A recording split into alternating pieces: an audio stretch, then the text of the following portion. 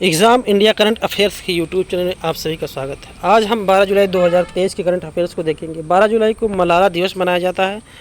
GST परिषद की 50वीं बैठक का आयोजन किया गया था नई दिल्ली में। इस बैठक की अध्यक्षता की गई थी भारत के वित्त मंत्री द्वारा। आप हमें यह बताएं कि वर्तमान में भारत के वित्त मंत्री कौन है।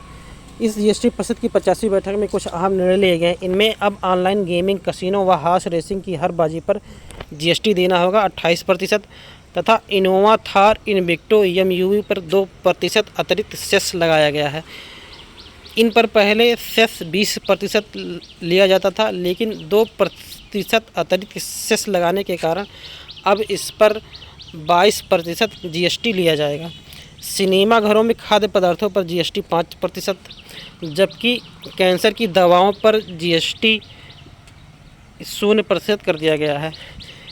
दीनू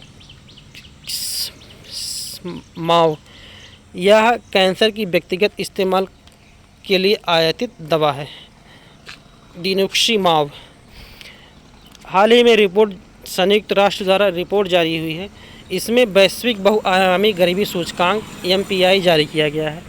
यह रिपोर्ट संयुक्त रूप से जारी की गई है संयुक्त राष्ट्र विकास कार्यक्रम UNDP तथा ऑक्सफोर्ड गरीबी और मानव विकास पहल OPHI द्वारा।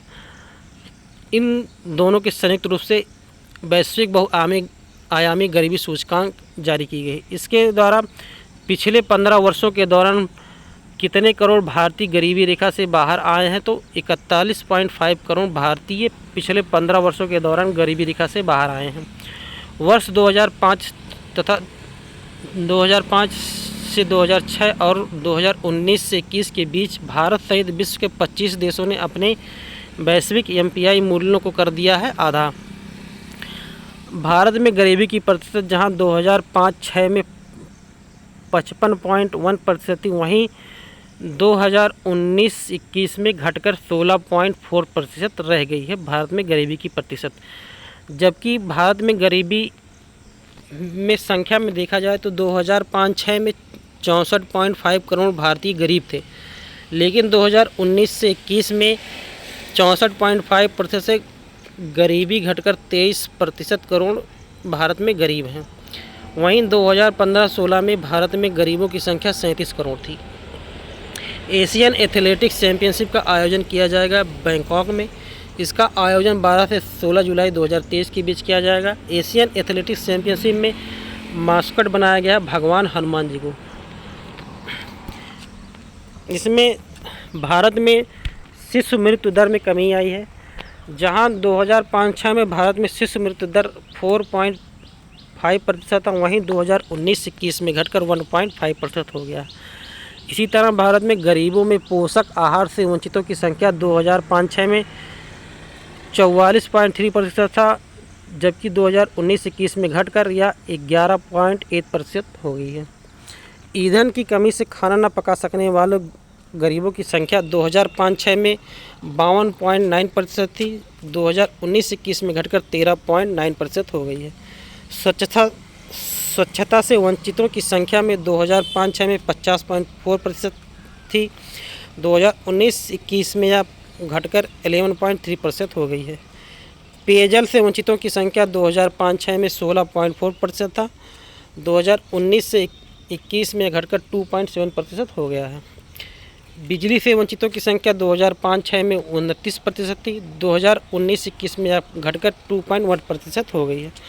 आवास से वंचितों की संख्या में 2005-06 में 44.9% जनसंख्या थी, 2019-21 में यह संख्या 13.6% हो गई है। अपनी स्थानीय मुद्राओं में व्यापार समझौता शुरू हुआ भारत और तंजानिया के बीच। तंजानिया की राजधानी है डोडोमा। रुपए में व्यापारिक लेन देन प्रारंभ हुआ भारत और बांग्लादेश के बीच।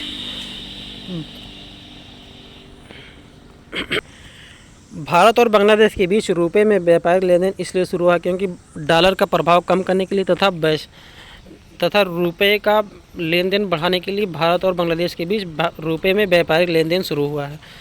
वर्तमान समय में बांग्लादेश बैंक के गवर्नर हैं अब्दुल रऊफ तालुकदार। तेल एवं गैस सम्मेलन का आयोजन किया गया था नाइजीरिया में। इसमें ओपेक देशों के द्वारा तेल उत्पादक देशों का यह संगठन है।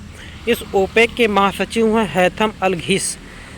ओपेक महासचिव हैथम अल घिस द्वारा यह कहा गया है कि वैश्विक स्तर पर विश्व सभी प्रकार की ऊर्जा मांगों में 2045 तक वृद्धि होगी 23% की। ओपेक के महासचिव हैथम अल घिस द्वारा कहा गया कि वैश्विक स्तर पर सभी प्रकार की ऊर्जा में 2045 तक में मांगों में वृद्धि होगी 23% की। उत्तर अटलांटिक संधि संगठन नाटो शिखर सम्मेलन का आयोजन 2023 में किया गया। लिथुआनिया की राजधानी विनियास में। लिथुआनिया के राष्ट्रपति हैं गीतानस नौसेदा। नाटो की इस 2023 के बैठक में एक अहम निर्णय लिया गया है कि इसमें स्वीडन को नए सदस्य के रूप में शामिल करने पर सहमति बनी है, जबकि यूक्रेन को नाटो में भी न शामिल करने के कारण यूक्रेन के राष्ट्रपति द्वारा नाराज़गी जताई गई है। नाटो के महासचिव हैं जेम्स स्टोल्टेनबर्ग। नाटो शिखर सम्मेलन का 2024 में आयोजन संयुक्त राज्य अमेरिका में किया जाएगा, जबकि 2025 में नाटो शिखर सम्मेलन का आयोजन नीदरलैंड में किया जाएगा। ईडी निदेशक संजय मिश्रा को दिए गए 2 सेवा विस्तार को अवैध करार दिया गया है सुप्रीम कोर्ट द्वारा। मोबाइल दोस्त ऐप शुरू किया गया है जम्मू कश्मीर में। यह आपका मोबाइल और हमारा दफ्तर के दृष्टिकोण से शुरू किया गया है। इस मोबाइल ऐप का उद्देश्य है सभी सरकारी नागरिक सेवाओं तक पहुंच के लिए एक व्यापक मंच प्रदान करना। लॉन्ड्रिंग समूह में पर्यवेक्षक का दर्जा पाने वाला पहला अरब देश बना संयुक्त अरब अमीरात। लिथुआनिया में भारत के राजदूत नियुक्त किए हैं देवेश उत्तम जी।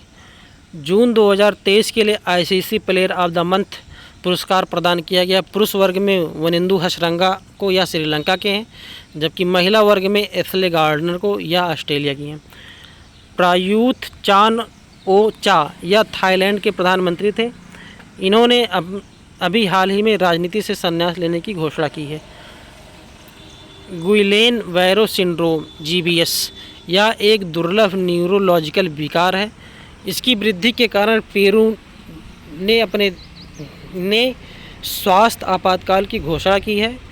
पेरू ने स्वास्थ्य आपातकाल की घोषणा 90 दिनों के लिए किया है गुइलेन बैरो सिंड्रोम के कारण। 13 जुलाई 2023 के करंट अफेयर्स के महत्वपूर्ण यार हैं। इस वीडियो को पूरा देखने के लिए बहुत बहुत धन्यवाद।